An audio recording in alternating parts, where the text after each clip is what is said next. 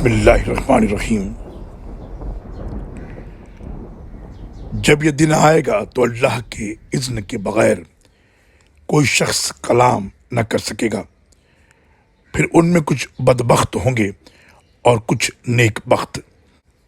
تو جو بدبخت ہیں وہ تو جہنم میں داخل ہوں گے اور وہیں چیختے چلاتے رہیں گے، اور جب تک ارض و سماوات قائم ہیں وہ اسی میں رہیں گے، الا یہ کہ آپ کا رب کچھ اور چاہے، کیونکہ آپ کا رب جو چاہتا ہے اسے کر گزرنے کی پوری قدرت رکھتا ہے۔